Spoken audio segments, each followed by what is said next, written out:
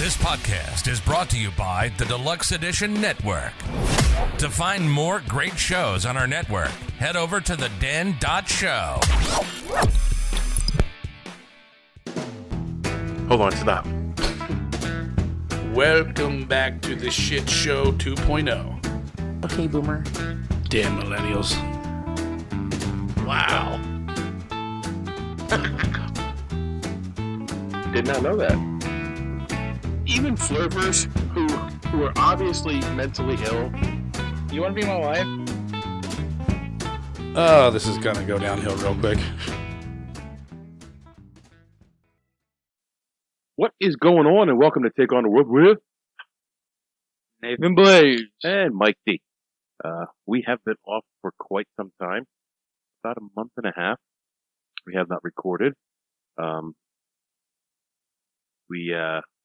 Young Nathan here, had some surgery, a little bit of complications. I'm a little bit of drama queen. So we're back. He's getting back to normal, so we figure we'd come down and try to get this pumped out. We want to continue on with our soda series, Oh, yeah. or as I call it, Where'd That Come From? We did, our first Where'd That Come From was phrases. Our second Where'd That Come From, we did Pepsi Cola, the history of Pepsi Cola. And now we're going to delve into the history of Coca-Cola. Yeah, this one's been cooking for a while. I started the research when I did the Pepsi one. And now I've completed the research and I've added all the extra elements that I wanted to make sure we did not forget, including some conspiracies about Coca-Cola. Always. There always has to be conspiracy. And as you can see on the table, we have some other sodas that we have either covered, which was Pepsi, or we will cover, which is Dr. Pepper, RC Cola, and Mountain Dew. We will not be doing those today. We both have a Coca-Cola in front of us, although I have adultized mine. Yeah, mine's PG-13. So, you want to talk a second about what you just went through over the last month and a half? Or you want to skip over it? No, like I said, I'm not scared of it. Okay. It's not hiding under my bed waiting to get me. No, At it's least I not. hope not. No, it's not. So yeah, had a little surgery, had a stroke. It only affected my left side and some of my automatic stuff, so like my swallowing, all that other fun jazz that goes along with that.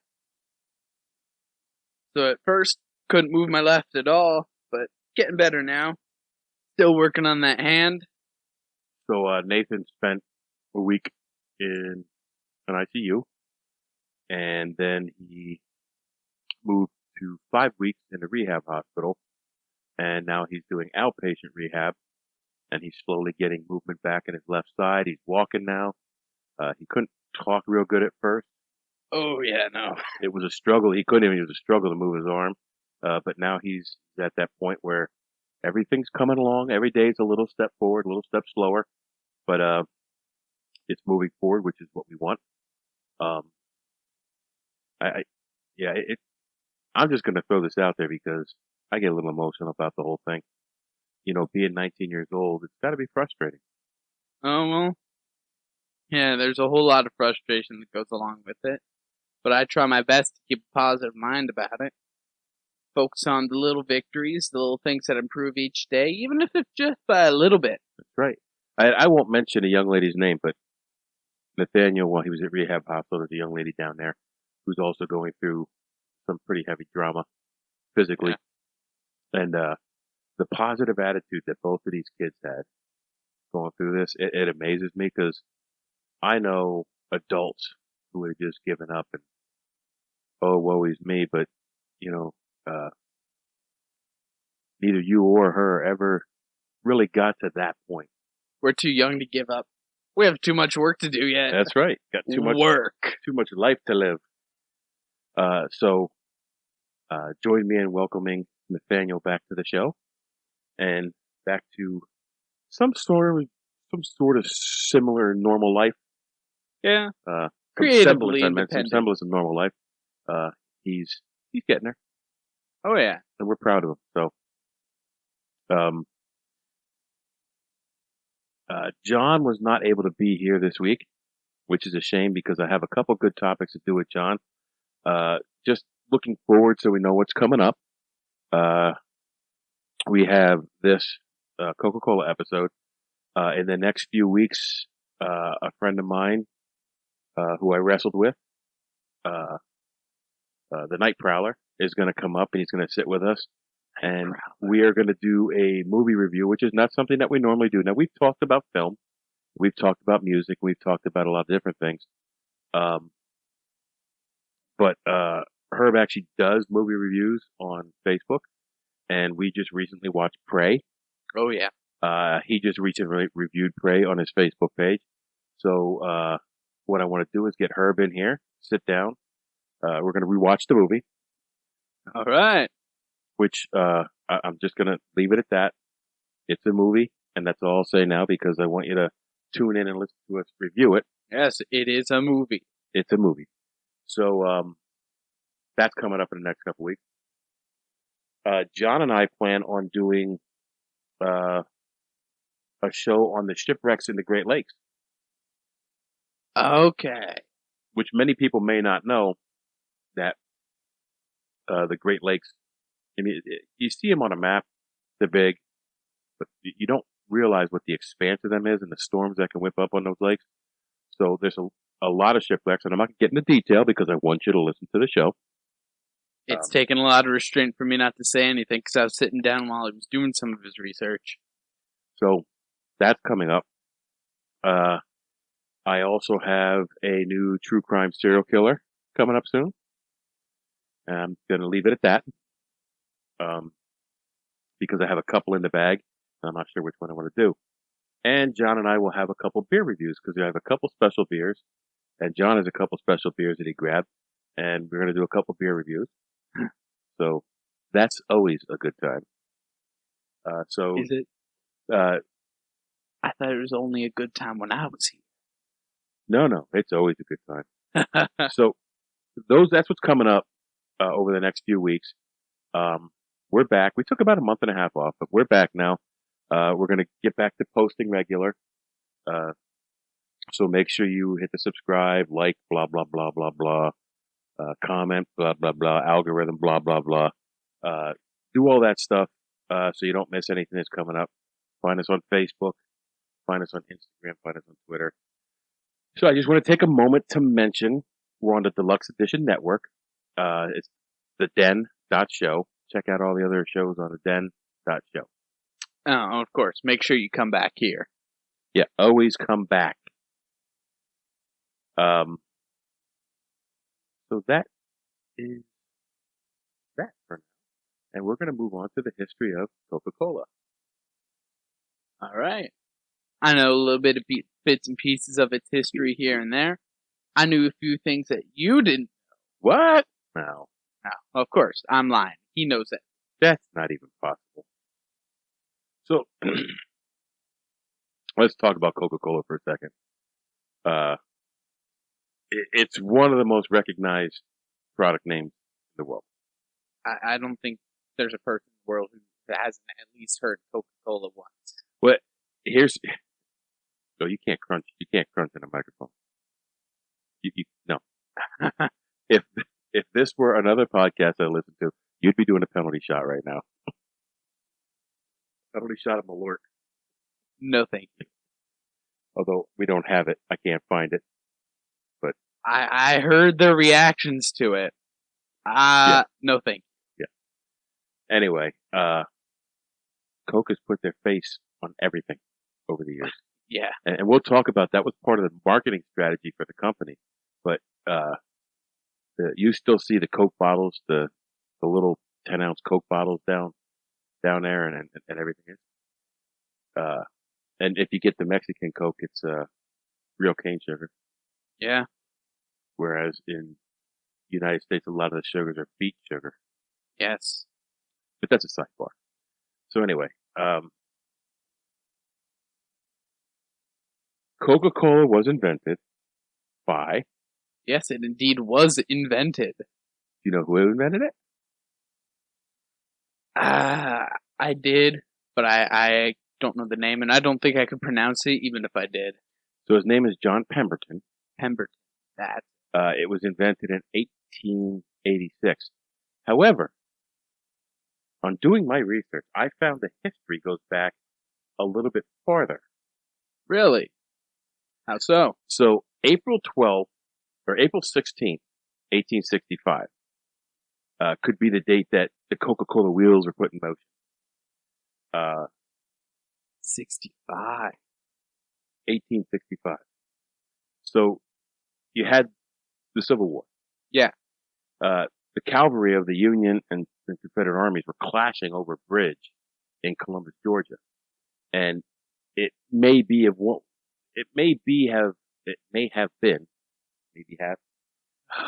been one of the final battles of the Civil War. So a Confederate colonel, John Pemberton, he was slashed across the chest with a saber. And he had to be carried from the battlefield. So this one event could be the reason why you clip coupons, why you see advertisements plastered on almost every flat surface in the world, and could be responsible for the modern appearance of Santa Claus. Really? That one event. No. So, from its humble beginnings, the brand rises from John Pemberton.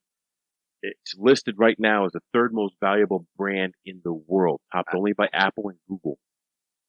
Okay, yeah, I can believe that. So, the research that I saw, whatever year it was, I think it was 2017, they had assets of $90 billion, and that's more than Pepsi and Nike combined. Oh, all right. So, the wound that he received April 16th of 1865, they thought it was going to be a mortal wound. They thought he was going to die. So he was cut so deeply across his chest, they didn't expect him to make it through the day. So what they did was, and what they did for a lot of people, and even in some cases now, they gave him morphine just to make him comfortable. So the pain wasn't too unbearable. And the fact is, he made it through the night, and they thought, well, he's not going to make it another day. They kept on giving him morphine. They didn't give any thought to the long-term consequences of giving him so much morphine. Now, whether the morphine is what helped him get through because he wasn't feeling the pain, or whatever it was, he is now addicted to morphine because he made it. Yeah.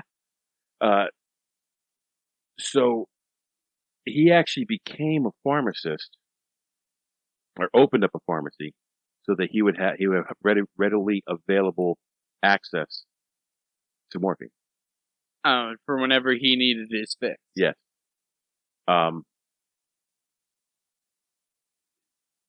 He didn't succumb to those wounds, but much like many Civil War soldiers, became addicted to the painkiller. He started the pharmacy company in Atlanta, so he had a steady supply of the drug.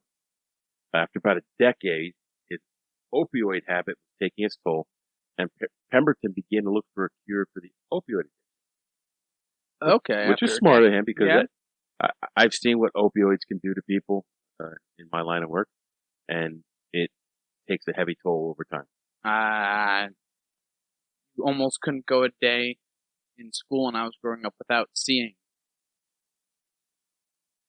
something for drug abuse or whatever, really.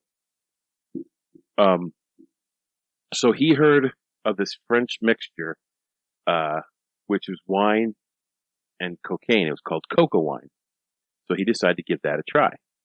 So his first product was Pemberton's French wine coca nerve tonic. Huh. Yeah. Coca, not cocoa. Coca. Doesn't really roll off the tongue. No. Not like Coca-Cola. Certainly not.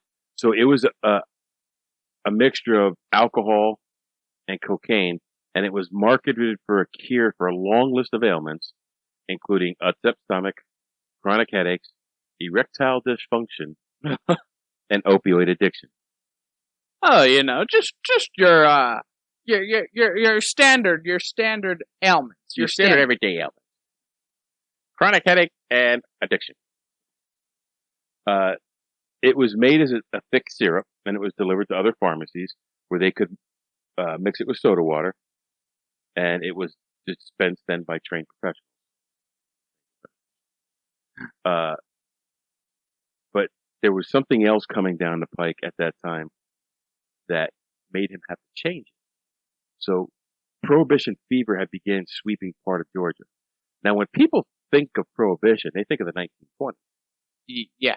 Where the federal government passed the Prohibition law.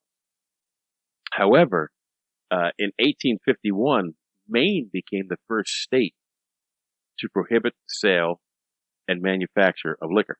All the way in 1951. 1851. Or 1850. Yeah. So 12 other states quickly followed suit. The Maine law was appealed 5 years later, in 1856. So 1861 to 1865, this, what? Who wrote that? Wow. From 1861 to 1865, the temperance movement, oh, I see. I know what I put there. During those years, the Civil War had, kind of put a wet, damp cloth on the temperance movement. Like nobody wanted to think about prohibition or temperance during that time because the federal government got 13% of all its revenue from excise taxes on liquor. And if you go back, and that would hold true until 1913. Like they would get more tax revenue from the sale of alcohol and liquor than any other means. So you and I had talked about real shortly the Whiskey Rebellion. Yeah. And I'm going to link that episode below. Me and John did an in-depth episode on the Whiskey Rebellion and the way the taxes were levied, the excise taxes were levied. So in 1869, the National Prohibition Party was formed with a single platform to oppose the sale and consumption of alcohol. Now, this is all before the 20s. This is like 80 years earlier. That party still exists today. I was about to say that. Sounds like something that talked about in government class. I've never heard of it. And I'm kind of into politics, but supposedly the party still exists today. I guess they're not very powerful because it ain't working. Yeah, no.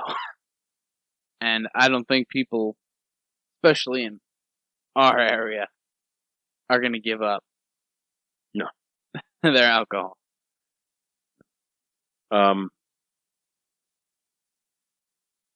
While Prohibition was banning alcohol sales, cocaine and the use of cocaine was still totally fine and legal.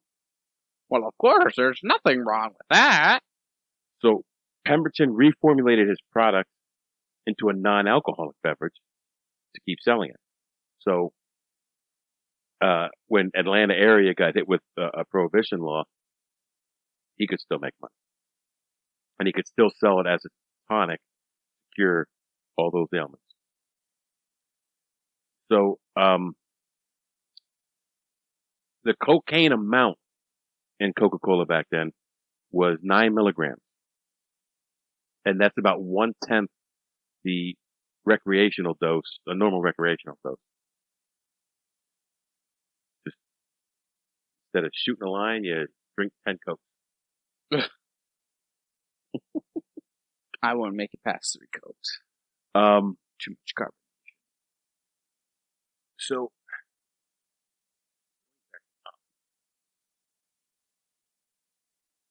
to Coca-Cola,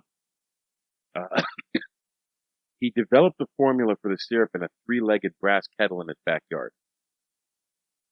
I don't know what a 3-legged brass kettle is. Well, it's kettle. With 3 legs? And it's brass? Yeah. Like a space station? In space? Yeah. The syrup was combined with carbonated water to create a delicious and refreshing drink. It was originally sampled at local Jacobs Pharmacy on May 8th, 1886. So, from 1865 to 1886, his addiction brought him to making this product and putting it on sale. So, there is some dispute about some of these facts. Not everything is known. There was lawsuits and lawsuits and lawsuits over the years. Some sources have Asa Candler coming up with the now world famous logo. But it's also said that Pemberton's bookkeeper, Frank Robinson, gave the name suggestion Coca-Cola. And either way, whoever came up with it, Candler or Robinson, they wrote it out in a distinct font of the time that was taught in school. And it was nice flowing letters, and that's the Coca-Cola logo you see today. Yeah. The same font, by the way, was used for the Ford Motor Company. You okay? Yeah, I'm okay. So the name Coca-Cola was easy to come up with. It was spelled Cocakola. However, the font looked much better instead of using a K in the second half to use a C. So it looked better on advertising. So the cola with a K became cola with a C. All right. Jacobs Pharmacy sold about 9 servings a day. The first year, their sales totaled $50. I wouldn't say that's too successful. Nope, that is not what you would call a business success. It was actually a loss because his total expenses to make the product for that year were $70. But he had a vision that to expand and make Coca-Cola more popular. So what he did, the production, sale, and distribution network Pemberton set up like immediately was the biggest factor in Coca-Cola's early success. He didn't actually invest in facilities or distribution. Instead, he made the syrup at his own plant. He would ship it out to contractors and affiliates who would mix it and sold it how they liked. A couple things about that because the standards were very loose. Not every Coca-Cola tastes the same. Some use more syrup, some use less syrup. You know, there were some things, but still, it became popular. Coca-Cola dispensaries began to spread all across the South, selling their drink for 5 cents a glass. That price would remain static for contractual reasons until 1959. 1959. Yes, You're still buying Coke for $5 a glass. 5 cents a glass. 5 cents a glass. Yeah. Things get a little murky here because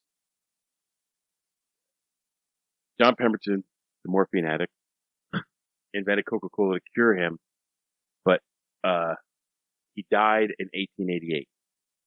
Around this point, due to the convoluted way that the company was owned, Pemberton left the responsibilities and the way that the company was broken up was weird. There are reports that Asa Candler bought the formula and the company from Pemberton a few years before he died. Okay. In 1887, Candler claimed to have bought the company for $2,300.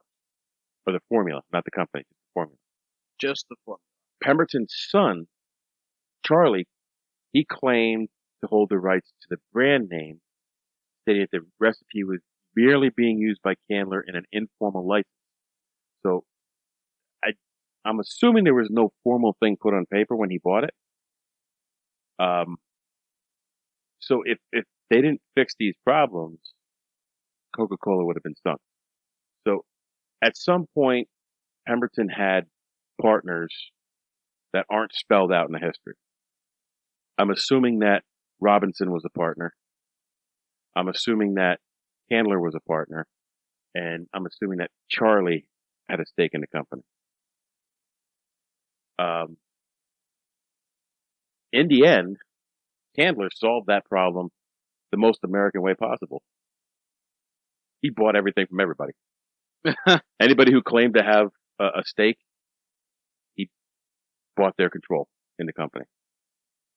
So by 1891, Candler was Coca-Cola's sole proprietor, Okay.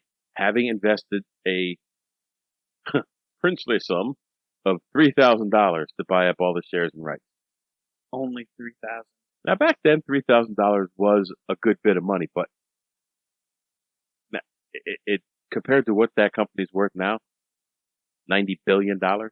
Yeah, that's nothing.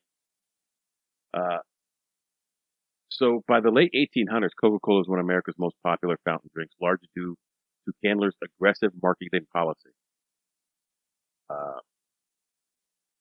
Syrup sales increased by 4,000% between 4,000 in 10 years, from 1890 to 1900. 4,000%. Some of that, actually none of that. They said in 1886, Candler started distributing little slips of paper that could be redeemed at a fountain for a single glass of Coca-Cola. So it was a free sample. Okay. So it was the first instance of a company issuing coupons for free samples. So one of the first coupons that was really worth anything. Like you get a free product if you present it. Okay. Smart way to get people trying it. Absolutely smart. Like, if someone gave me a paper for some new soda that's coming out and said, hey, take this in, get a free one, I'd try it. When we get the coupons in the mail, I'll clip them out, and if there's free on there, I'll go up to the restaurant and try whatever it is. Yeah. So the theory, which proved to be dead accurate, was that people would be happy to try something for free and just as happy to pay for it later as loyal customers, which is a lot of times, if you have a product that people want, that's what will happen. Yeah. Like my adult Coca-Cola here. Hold on, that's not Prohibition approved. No, it is not. Between 1894 and 1913, approximately 1 in 9 Americans drank a free Coca-Cola. 1 in 9. So you and 10 of your friends are standing around. At least one of you got a free Coke.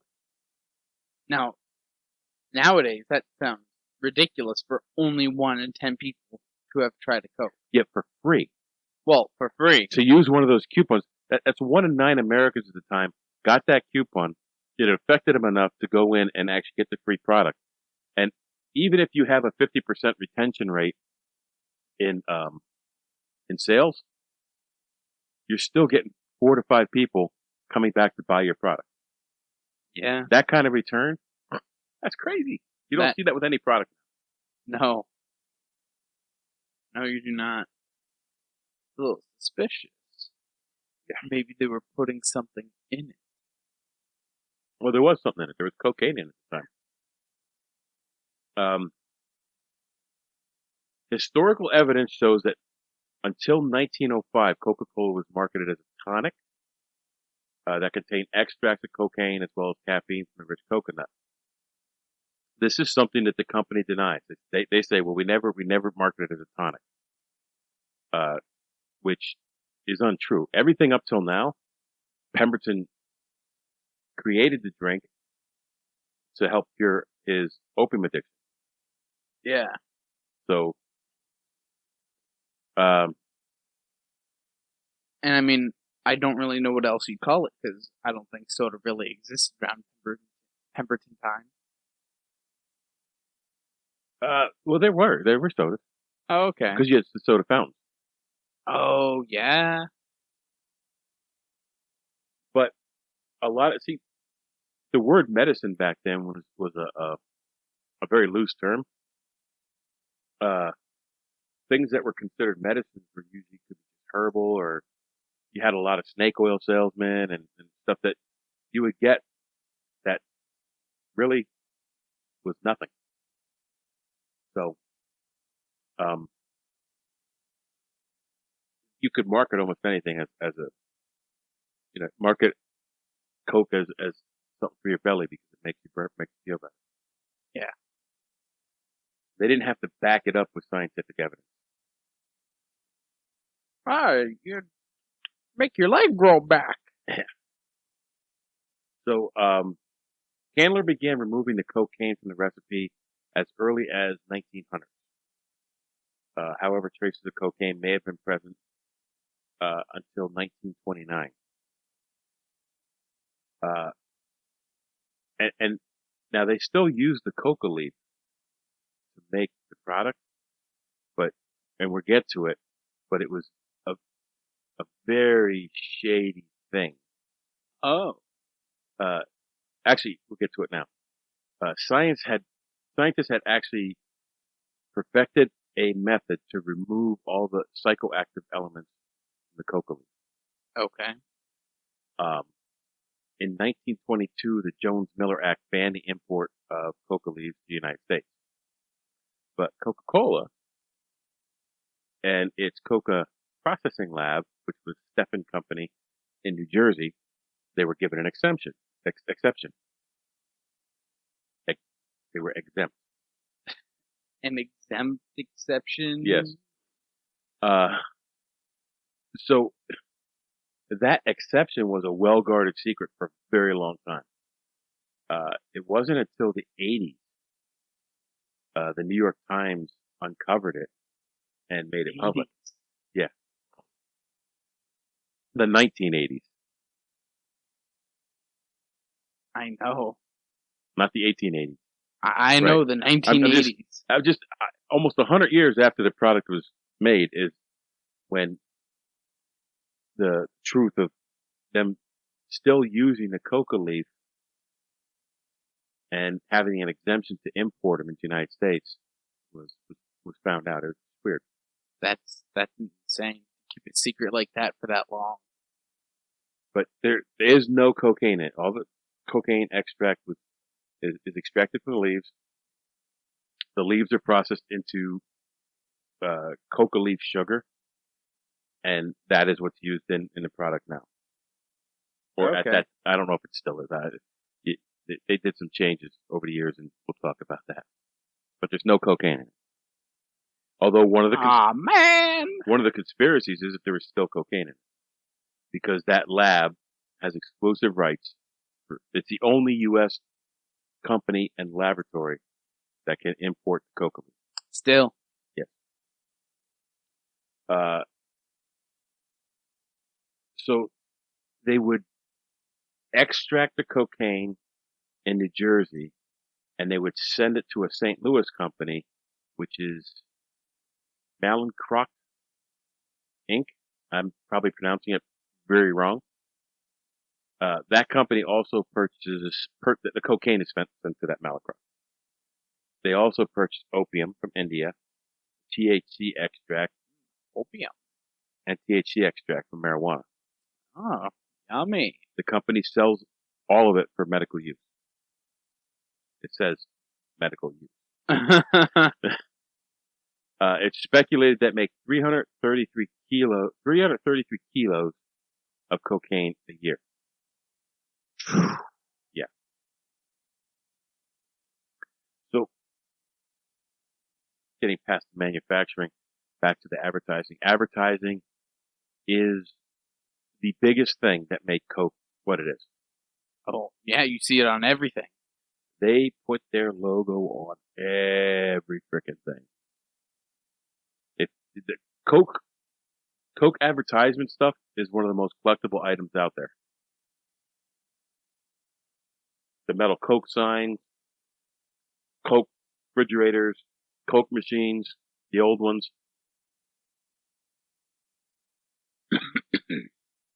So it was around this time when they began selling their syrup to independent bottlers. They really didn't. The Asa Candler didn't believe in bottling. He thought the sales should be driven completely by the soda fountains. Okay. That fountain sodas were where the money was at. He felt that bottling was. I don't know if he felt it was wasteful, but he didn't think it was going to be profitable.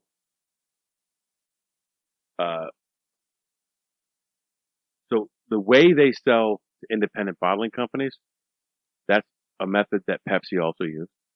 Okay. And it's a method that also still stands today. It's pretty much how the entire soft drink industry is organized. They make the syrup, they send the syrup out, they use local bottling companies to water and bottle it and carbonate it.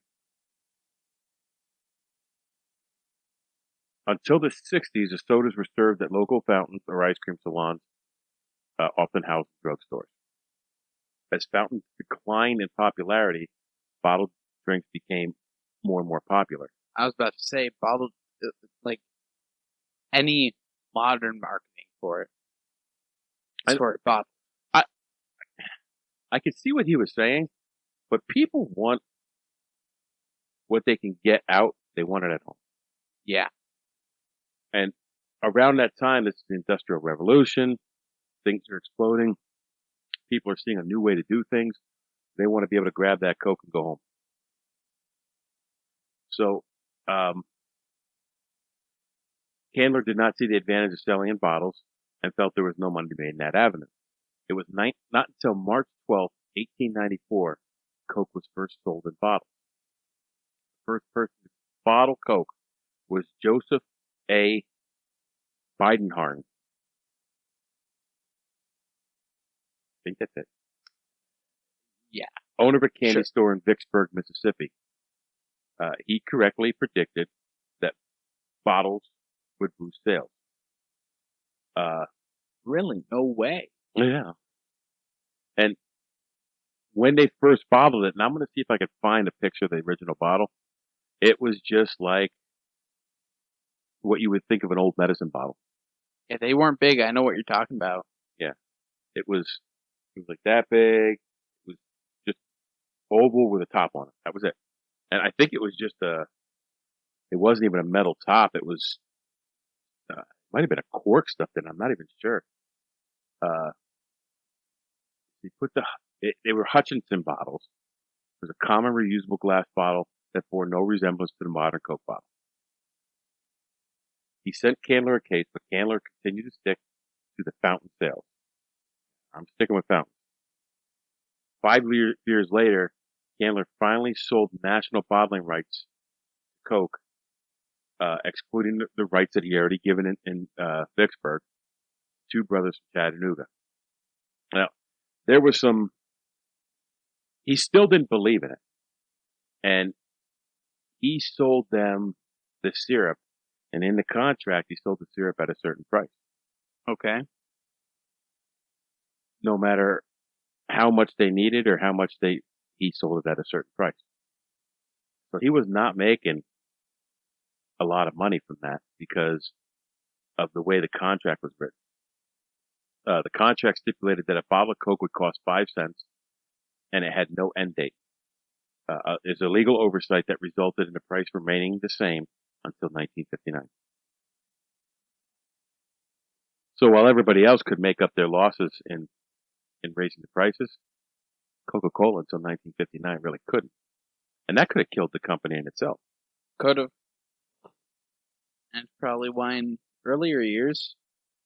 That loose contract also had them going in and out of court for years. Oh, I'm sure. Trying to find a way to get them to change the contract and raise the price. Yeah. In 1915, the bottlers put out a call for a new design, one that was so distinctive it would be able to be recognized even if it were in pieces on the ground or feeling it in the dark. So there was a couple designs prior to the Coke bottle you see today, or the glass bottles. I imagine so. One of them is like really funny. It's like it has really low waist, and then it comes out kind of bulbous, and it comes back in again. It's a really weird looking bottle. Really? Yeah. Huh. I'll see if I can find that too and throw it up. The winning design was produced by Root Glass Company of Terre Haute, Indiana. It gave the world the iconic contoured bottle we know today. So, bottling Coke was a hit. After 1898, there was a federal tax on medicine. So Coca-Cola said, "Oh, well, we're not a medicine. We're just a refreshing drink." And it left pharmacies forever then. It was no longer sold in pharmacies. Yeah, not a medicine, not medicine at all. Where you get that from? There's never a medicine. Crunch. What? Crunch. Did you hear that? Oh, penalty shot. I don't know if that's a Oh, yuck. Henceforth, Coca-Cola's approach to marketing would be positioning itself as a refreshing beverage, one you could drink recreationally, and they wanted to build up a positive emotional association with the drink.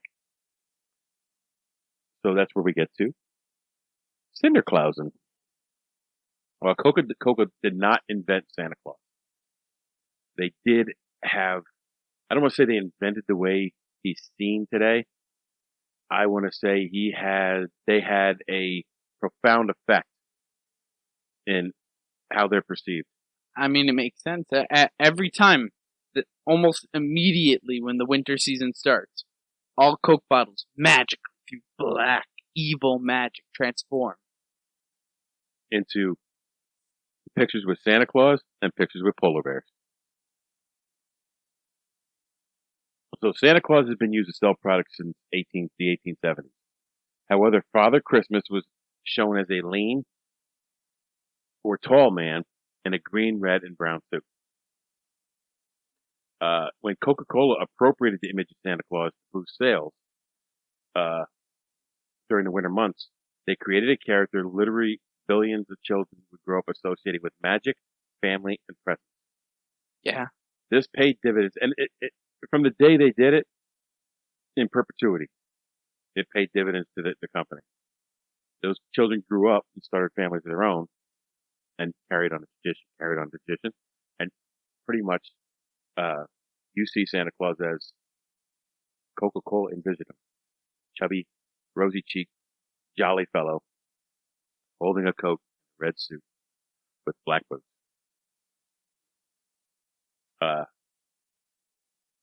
While Santa Claus can be contributed to many factors, including the writings of Washington Irving and Clement Clark Moore, historian John Pritchard, and illustrator Thomas Nast, no one did more than Coca-Cola to make this image an ingrained part of everyday life. That's crazy that Coke is heavily responsible for that. I know. And I kind of knew that, but, and like you look on the internet and it says Coke invented Santa Claus. He didn't invent Santa Claus. They heavily contributed to the way he's viewed today. So, to this day, Coca-Cola's brand identity is so powerful that even though blind taste tests will show that people prefer the taste of Pepsi over Coke, people still buy Coke more. Yeah. So now we talked about the blind taste test with Pepsi when we did the history of Pepsi. Yeah, I remember that. Which I'll link below. And Pepsi wins. Hands down, almost every time. But people still buy more Coke. And it was because of their marketing strategy. if you had perfect marketing, you could market poison and people would buy and drink it. Probably. I believe that. So there's only two places in the world where Coca-Cola is not officially operating. That is Cuba and North Korea. Even though I think that the drink is called a Cuba Libre, a rum and coke. Oh. Ernest Woodruff bought the company and took it public in 1919, and is credited with bringing Coke to Europe. So there was, in the 1900s, the total export, I think is in 1900, the total export of Coke syrup to England was 5 pounds of syrup. Done. 5 pounds. That's it. Yeah. All right, you can have 5 pounds. Now everyone share. Around that time, adults in Germany drinking non-alcoholic beverages was absurd. Germans drank beer. They drank wine. They drank water. They drink beer and wine. Water and anything else were for kids. And so it was seen as a child's drink. The French had this perception that anyone who would buy an inferior American product was insulting. Why would we have so many good things here in France? We have French fries, we have French onions, we have French cheese. Now, eat a snail. Yeah, you have snails. Yeah. Woo! I give up. So it was looked down on in Europe. Coca-Cola was looked down on. Yeah. So instinctively, he realized that bottles were going to be a much bigger seller than fountains overseas. So even though most of the fountains here were getting shut down, he knew that overseas it was not going to be fountain drinks that got the sale. It was going to be a bottle. So what he did was he developed a bottle for Europe. And if you could still find one of these, it's worth a lot of money. That was shaped more like a champagne magnum. Really? It had a gold foil over the cap to make it look more sophisticated. He also came up with developing metal top coolers to keep the bottles cold, because everybody wanted a cold Coke. He also invented the 6-pack carrier with a handle. So people could buy Coke, put it in a 6-pack, take it with them. Now, they were wooden at first, weren't they? There were wooden 6-pack. They used to have a 4-pack thing for milk, the milk jugs. He developed one specifically for Coke bottles. Okay. I don't know if it was cardboard or not. They're cardboard now. Oh, yeah. Well, now they're plastic. Well, you still get cardboard cool. Oh, well, yeah. For beer. No, you're right. You can still get it for Coke if you find a place who sells Yeah, the glass ones. yeah. You can still get them in cardboard. So, he pioneered the now famous glass-fronted coin-operated cooler to dispense the vending machine, where you could buy a bottle for a nickel. It ended up being a fixture at almost every gas station in America for half a century. Still is. Those machines are like, well, the old machines where you would put a nickel in, you would open the whole side, and it would release one of the bottles to you. I know. I think that's crazy. But like, if you could find those machines, they're still worth a lot of money. Yeah.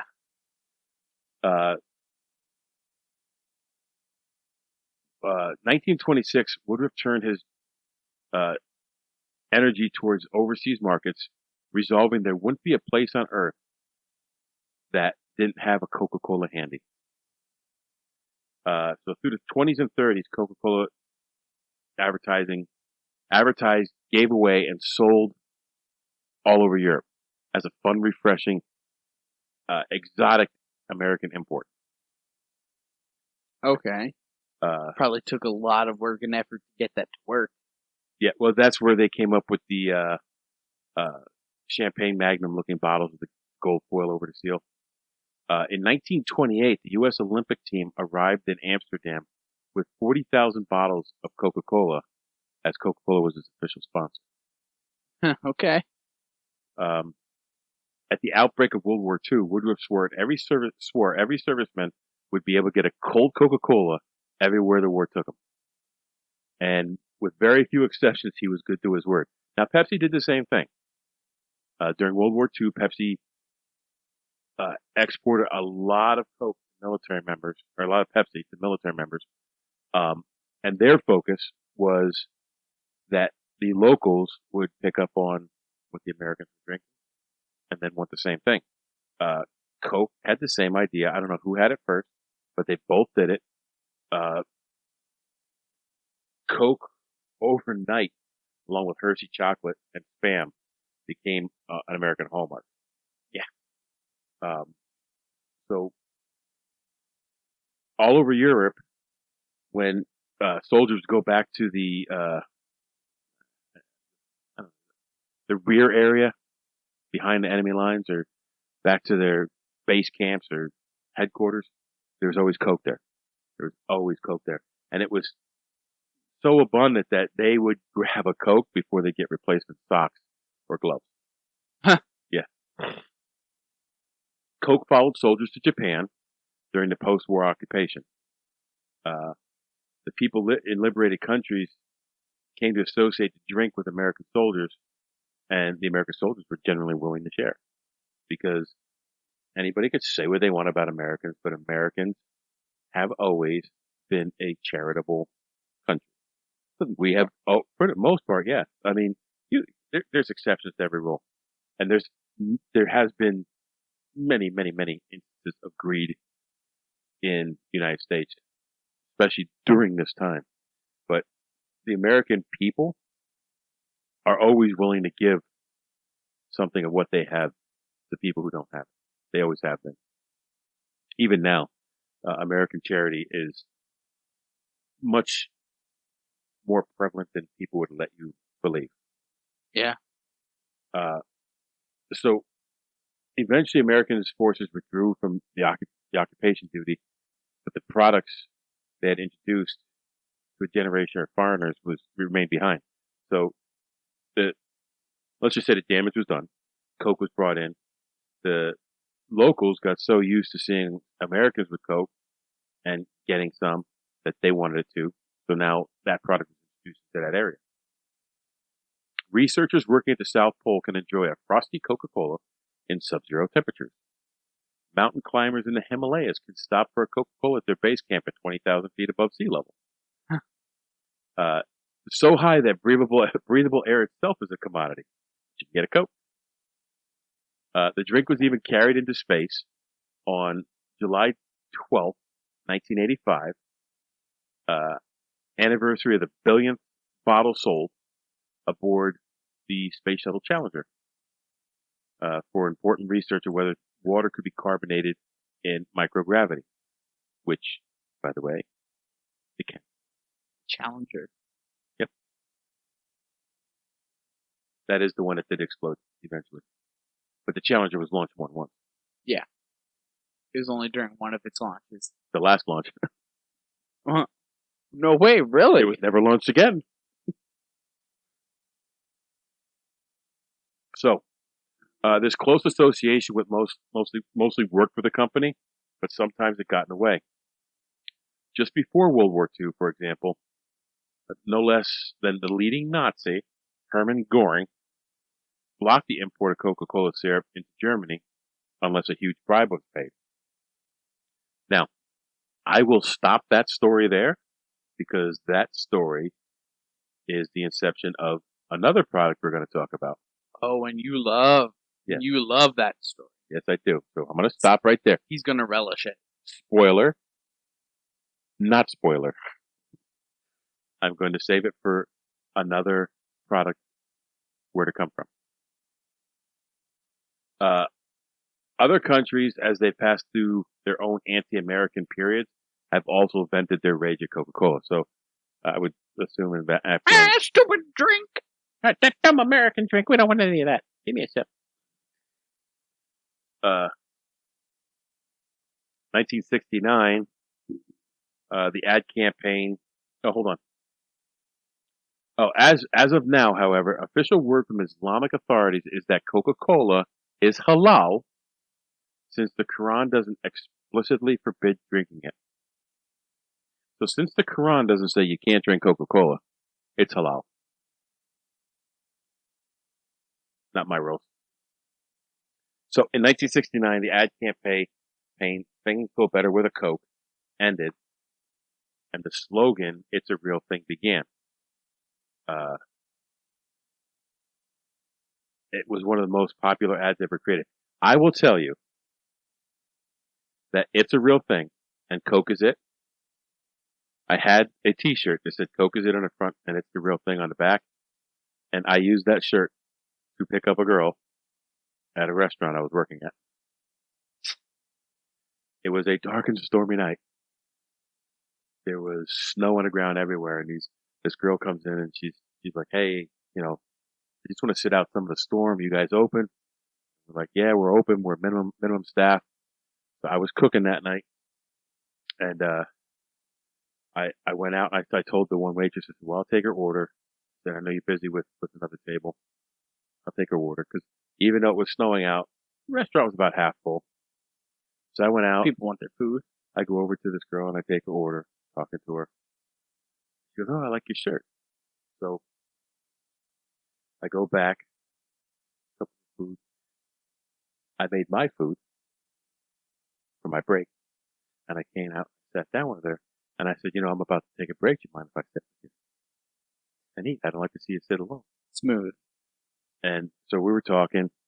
So I gave her my phone number on her check, and I put "Coke is it. It's the real thing" on the back of the check so she would know who it was. Really smooth. Guys got it. Some guys stumble into it accidentally.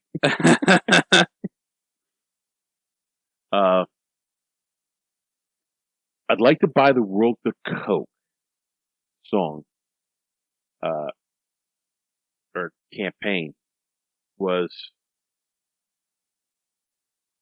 I think, their most popular thing. Everybody knows that song. You know what song I'm talking about? What song? I'd like to buy the world a Coke. I was going to say that I didn't, but when you sang it, I've definitely heard that.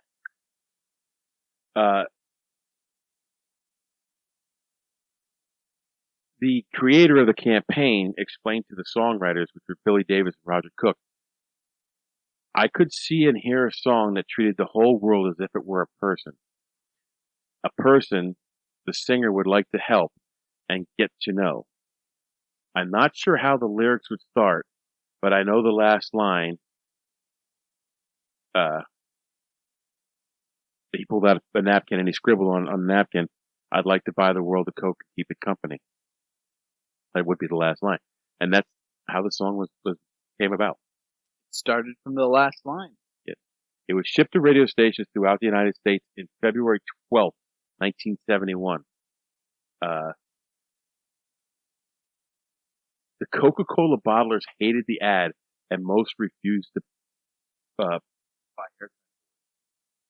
They said the song flopped. The few times the ad was played, the public paid no attention to it.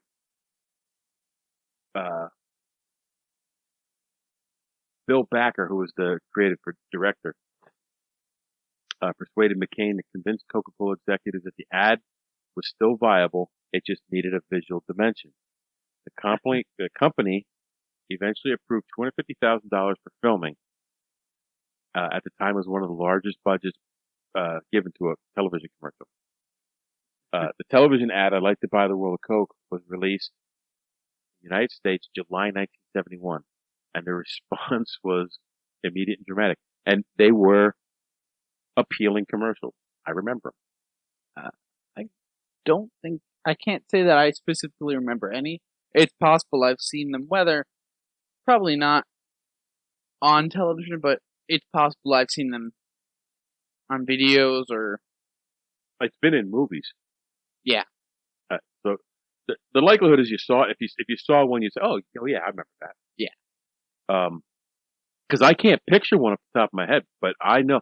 And I was 1 year old in '71. Those ads played for 10, 12 years because I remember them. By November that year, Coca-Cola and its bottlers had received more than 100,000 letters about the ad. Demand for the song was so great that people called radio stations and asked DJs to play the commercial. Can you imagine that? Hey, Mr. DJ, what can I play for you today? Can you play the I'd like to buy a world of Coke commercial? Come on, that's the 17th time this hour. Yeah. It's a good song. It's a good song. That's my favorite song. I want to see him in concert. So, now we get to something that really pissed me off. 1985. The year was 1985. Mike D was 15 years old. And the company made the biggest mistake I think it ever freaking made. They launched New Coke.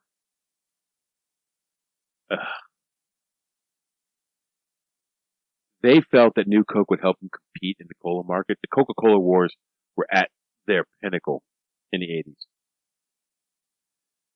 Fans, such as me, were very hostile to the change.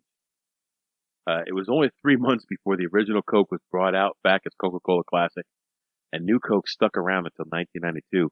But I could tell you, I probably drank 3 New Cokes in my entire life. Well, because from what you've said, it was absolutely terrible.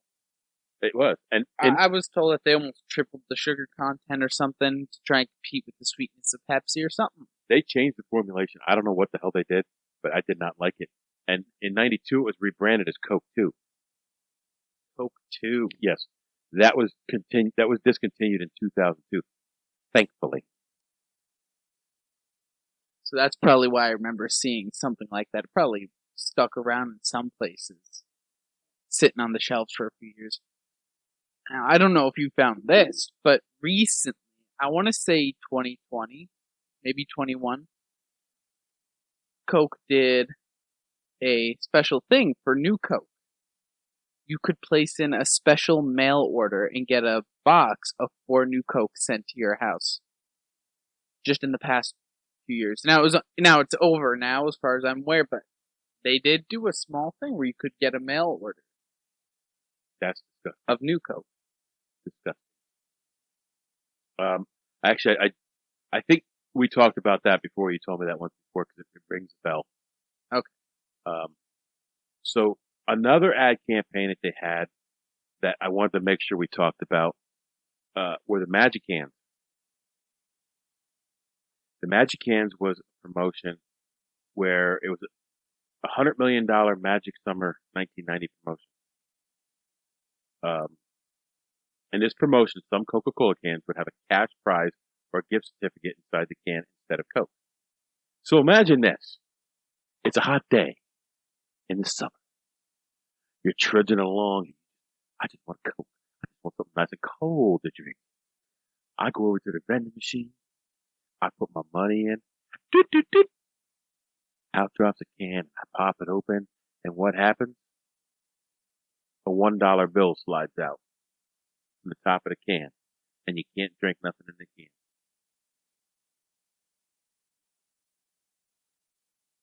Now I'm still thirsty. I'm pissed off because I only got $1. Tough luck, kid. Tough luck, kid. The prizes were spring-loaded with spring-load out of the top of the can once the can was open. I have heard about this, and I was curious, like, how do you drink it if it's You in there? don't drink it. What they did is they put a foul-smelling, chlorinated water in the can. So you couldn't pick up the can and distinguish it from another can. You would hear it sloshing. It would have the same weight, the same feel. You could not drink what was in the can. Though I'm sure someone has tried. We're getting there. Uh-oh. We're getting there, Nathan. Needle ahead. Doesn't work quite. No. The prize would be either money from $100 to $500 or coupons redeemable for prizes or merchandise or trips. The total cash and prizes giveaway was $4 million.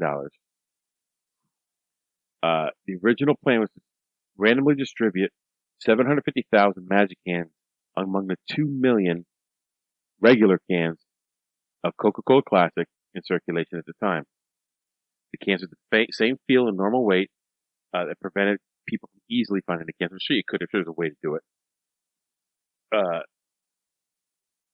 There was a sealed area within the can that was filled with a mixture of chlorinated water and foul-smelling substance to discourage drinking.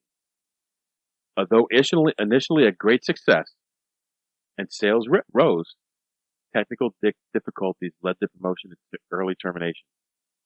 A number of cans had problems. Pop-up mechanism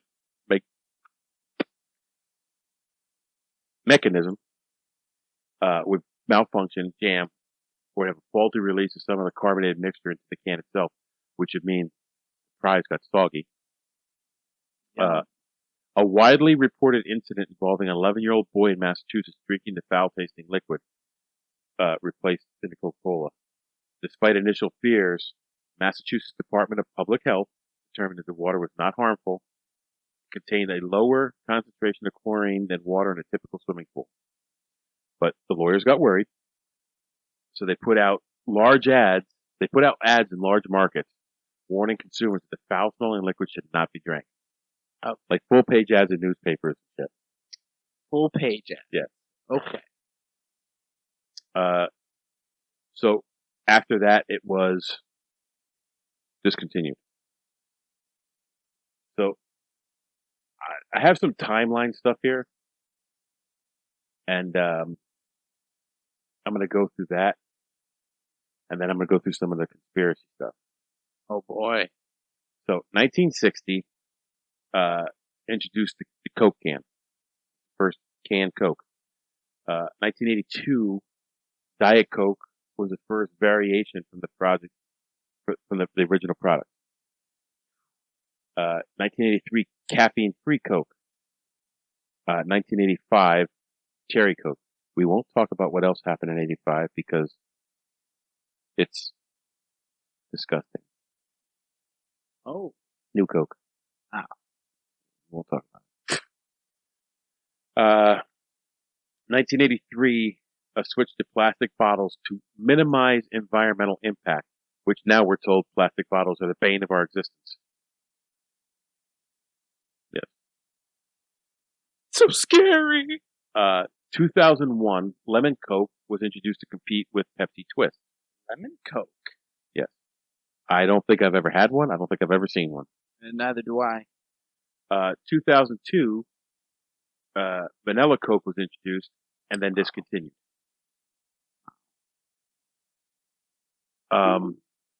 2005, Coke Zero was introduced. 2007, Vanilla Coke was brought back. Woo! Also in 2007, there was a limited release of aluminum cans. Aluminum bottles, I mean. They were, some kind of artwork was on them. Like flowers and shit. I feel like I vaguely remember that. So, the aluminum cans were so popular that they were permanently part of their repertoire as of 2007. Oh, okay. In 2009, they introduced a plant-based plastic bottle. So the bottles are from a plant-based, like plastic is made from petroleum. Yeah. You can also make petroleum type, synthetic petroleum products with plant-based materials. So they came up with the plant bottle. Okay. In 2013, the Share a Coke With name bottles came out. Yeah. And then in 2016, they expanded it to be the Coke With and Song With. Yeah. So they had song lyrics on the bottles too. Yes. 2014, Coke Life, which is the green can, came out. 2015, the new and improved plant bottle. I don't remember that. Well, the bottles, they didn't really push that too much. We're going away from plastic. We're going to a more plant-based, biodegradable bottle. Okay. 2016, Coke Zero was turned into Coke Zero Sugar. 2018, 4 new Diet Coke flavors in the tall, skinny cans. Ginger lime, twisted mango, zesty blood orange, and feisty cherry. I remember being interested in that, but I never tried any of them because they were all diet. Tried the cherry. I don't like ginger, so I don't know if I might have tried the blood orange too. 2020, Coke announced a goal to go completely to plant bottles. So, Hello, Mr. Flower. yeah. So now we get into a little bit of Zoomer history. Coca-Cola Bite Pixel flavored soda. Wait, what? Have you ever seen Coca-Cola Bite? No. It's a pixel flavored soda. Pixel flavor. What? What does a pixel flavor taste like? I don't know. I want to try that. I didn't even know that existed. So then there's Coke Starlight, which is a space flavored soda. I actually really like it. And you know what? So many things I've seen, it's love or hate. Yeah, there is no in between. There's not much in between. And it's either, man, it tastes like crap, or, yeah, this is good. Yeah. You liked it. I thought it was okay. I don't know that I get space from it. But if you watch another channel on YouTube, Food Theory, he does a whole, this is what space tastes like. Yeah. So. And I'll be honest, I was talking with one of my friends about it, and he said it almost tastes like they were trying to go for the flavor of a s'more. And we looked it up. I forget if it was on Wikipedia or on the official site or whatever, but they said originally what inspired the flavor was sitting at a campfire, stargazing. I read that somewhere. That's what the flavor was inspired by. So and I've also heard other people describe they kind of get like a marshmallow and graham flavor from Starlight. Yeah. So, I got more of a fruit flavor from it. yeah, I see. And I've gotten Food Theory says that there's an amino acid in it which would make it taste fruity. Yeah. So there's also a marshmallow limited edition strawberry and watermelon flavor. And it's the Marshmallow DJ. Yeah. Yeah, he's got a big marshmallow head. Yeah, he does. That's your era, not mine. I forget what the genre of music is. I don't listen to it often. It's I know probably who club music. It's DJ music. I know who he is, but I didn't know he had a flavor. So we're gonna get into some of the, I don't want to say conspiracies, but what people would say is the darker side of Coca-Cola. Coca-Cola is being blamed for drought issues in India. So India has always had water issues for a long time, either impure water or lack of water. Some are saying that the 58 Coca-Cola bottling plants exacerbate the issue. Oh. Which very well could be. Yeah? They're pulling out groundwater. You need water to make Coke. So they're pulling out groundwater, and they're saying it's drying up wells. Some link the lack of groundwater to the arrival of Coca-Cola bottling plant areas 3 years ago. Following several large protests, local governments revoked Coca-Cola's license to operate last year and ordered the company to shut down its $25 million plant. That was in one area. I think that was the Uttar Pradesh. They took part in a 10-day march in 2004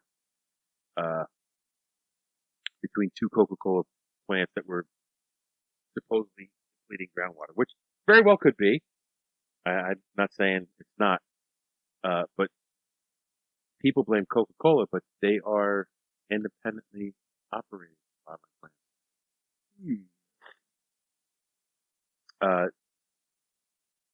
One of the protests, the organizers said, drinking Coke is like farmers drinking blood in India.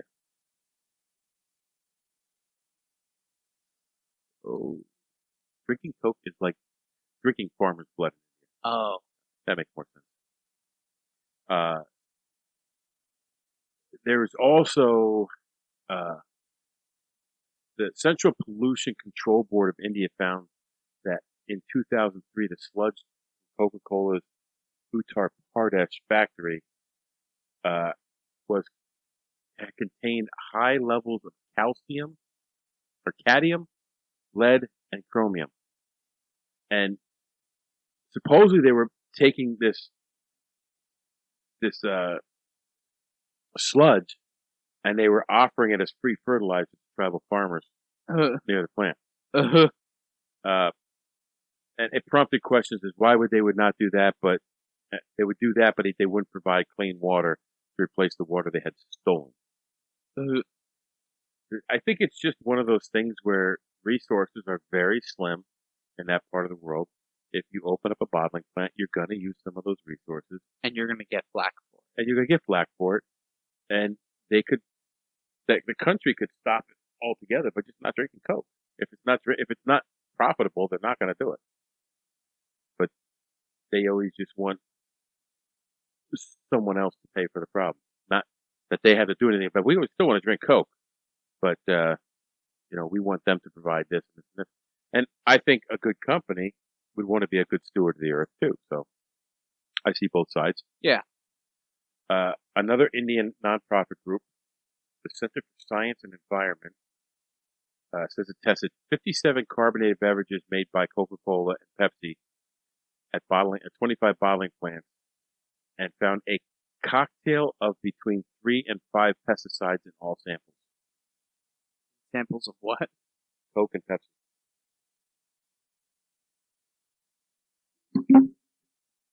In India. Oh. Okay, we're safe. Whew. All right. I was worried. So there was another thing. Now this was found to be true. It was called Campaign H2 No. H2 No. Yes.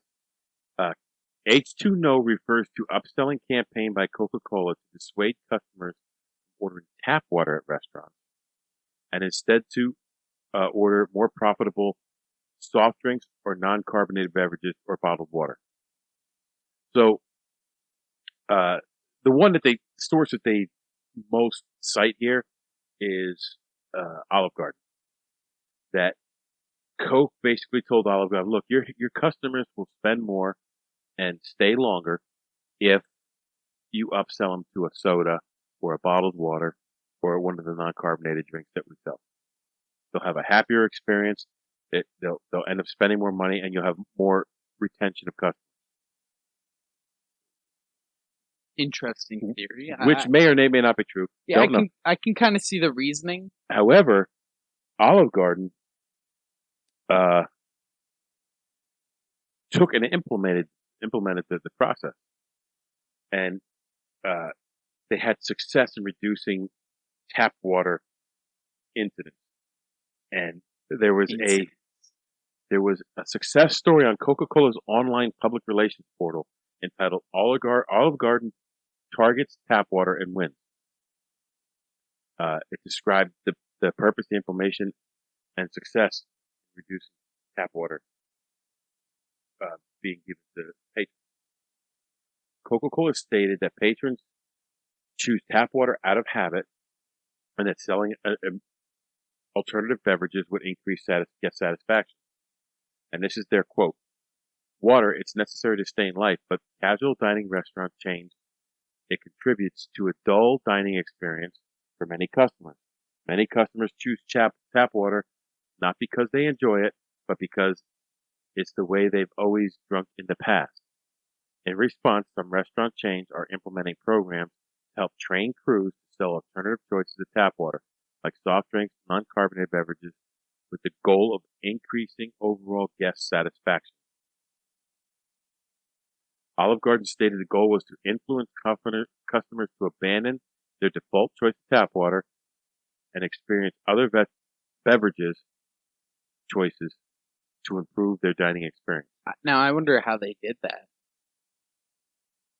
And I'm sure it's going on at other restaurants too. And How they did it was upselling. Oh. Would you like a Coke with that? Instead of saying, what would you like to drink? Would you like a soda with that? Would you like this with that? Would you like a bottle of water? Okay. So you put the thought into someone's head. And so this other one is, they blame Coca-Cola for this, but there was some shenanigans in Colombia. Go figure. South America had shenanigans going on. Paramilitary unit showed up at a Coca-Cola bottling plant in Caripa, Colombia. One of the plant's union executives went to ask the squad what they wanted. They opened fire on them and killed them. Later that night, the paramilitary group went into the union's headquarters. They were destroyed equipment and then burned the place to destroy all records inside.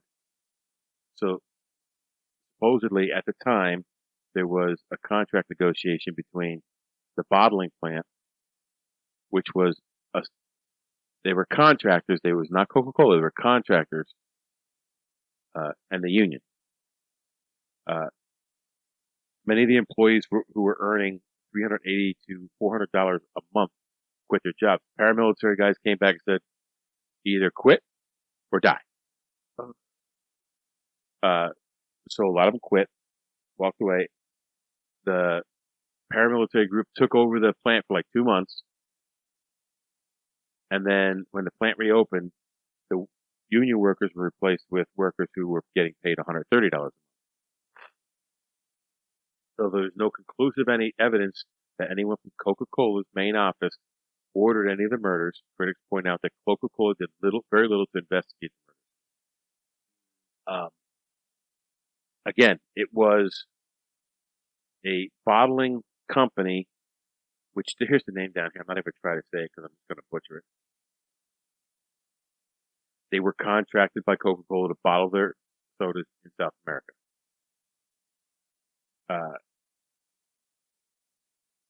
They're saying that Coca-Cola didn't even complain to the government that paramilitary group had killed one of their workers and were squatting their facility for 2 months. I don't know if that's the case. Just saying what I found in research. In the years after the murder, the contract company refused to even negotiate with the workers.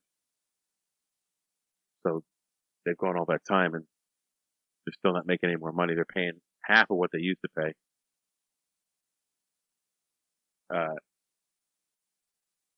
5 other union members working at Coca-Cola were killed in Colombia, and the union members were told to quit or die themselves at other locations in the country.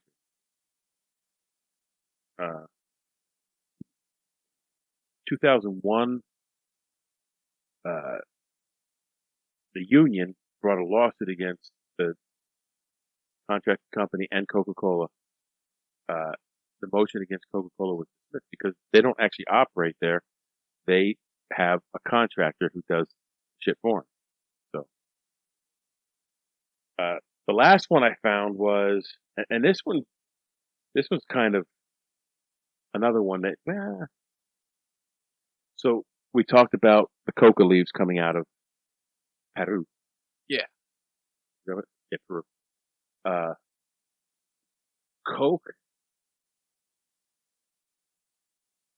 is the only American company who's allowed to get these coca leaves from Peru. So therefore, they can pretty much set their own price. I would look at it as the Peruvian farmers could also refuse to sell to them, and then they had to change their product, which could hurt them worldwide. They did with New Coke. So they're saying Coca-Cola could set their own price, and these companies are held hostage by the company. But I would say for maybe a lean couple months, they could also hold Coca-Cola hostage. Because where else can they get the coca leaves? And I don't know that exemption extends to other countries. I don't know, what that bill said where they exempted companies from importing coca leaves to the United States. Okay. Is it can Coca-Cola import from anywhere in the world, or can they only get from these farmers here? I don't know. But you would think the farmers would have a little bit of pull on their side as well. So basically, people accuse Coca-Cola of keeping those farmers poor while they're making billions of dollars off of their product.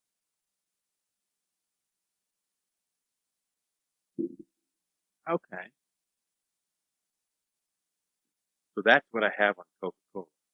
Is there anything I didn't cover that is in your little head? Yeah. I've been waiting. So, this one, because I know we can probably place a time on this one, is the Coke with coffee. I noticed in your timeline of all the drinks, you didn't have anything about Coke with coffee. No, it was not on that timeline, but on their website, I did find it. Okay. But there's also, I think... Cherry Coke wasn't on there either. Really? And that's one of the more popular flavors, I'd imagine. I think it was cherry vanilla, the cherry. Yeah. But early 2000s, late 90s, I want to say, Coke Black. It wasn't... Was it Coke Black? I'm pretty sure BLAK. Go ahead, keep going. It was a coffee-flavored Coke, if I'm recalling correctly. And it was There it is. a failure. Maybe not as bad as New Coke, but it was a pretty bad failure from what I can recall. It says 2 years. 2006 to 2008. Okay, so I was a little off with my timeline with late 90s, but... Yep. I have no idea what the flavor tastes like. I just know that it's supposed 46 milligrams of caffeine rather than the standard 23 milligrams. Yeah, it's supposed to be coffee. So I guess it's the precursor to Coke with coffee. Now, why they would try it again after... People's tastes change. Well, yeah. And Coke with coffee isn't terrible. I've tried it. I've tried vanilla and whatever the other flavor was. I guess it was a caramel. It's weird that I did not know this. That bottle is actually pretty cool. It's very distinct. I was surprised when you didn't know it when I brought it up before, when we were talking about this episode. Right, and when I was doing the research, I was thinking, well, now was that on the Pepsi episode? Was that Coke? I don't remember, and you're busy all day with your therapy, so yeah, I forgot to ask you then, and I'm glad you brought it up. But I'll throw a picture of that up on the gimmick too. Yeah, and like I said, if I recall correctly, it was it was discontinued after 2 years, so obviously it was a failure. Yeah. And then they tried it again whenever Coke with coffee started. More recent. Yeah, that's just within the last 2 years, I think. Yeah. And I wouldn't say, like I said, I wouldn't say it's bad. It's odd. I didn't care for it. The way I describe the flavor, and this is me with my crazy way of thinking, my insane imagination. It tastes like you're drinking a regular Coke. Well, this is the first full soda I've drank in probably a year. Really? I don't drink soda much anymore at all. But yeah, it tastes like you're drinking a regular Coke, but you have like the ghost of coffee in your mouth. The ghost of coffee. I guess because of how. I guess because of how aromatic it is. The aroma just fills your mouth. Maybe. I don't know. Or it could just be me being a little loony. Oh, well, that could not be. Why, thank So, what else you got? you. Just Coke Black? I thought you had a couple things on me. I think I did too, but You have memory issues? yeah. Let's say that. Not just neglect. So, that's the history of Coke. Started by Mr. John Pemberton, a Civil War Confederate colonel, who was mortally wounded and survived, and brought us the company that we have today. So we took that on. Now you go take on the world. Our podcasts exist because of listeners like you. To find other great shows, head over to TheDen.show. Thanks for listening.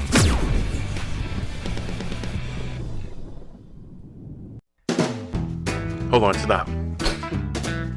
Welcome back to the Shit Show 2.0. Okay, Boomer. Damn millennials. Wow. Did not know that. Even flirters who are obviously mentally ill. You want to be my wife? Oh, this is gonna go downhill real quick.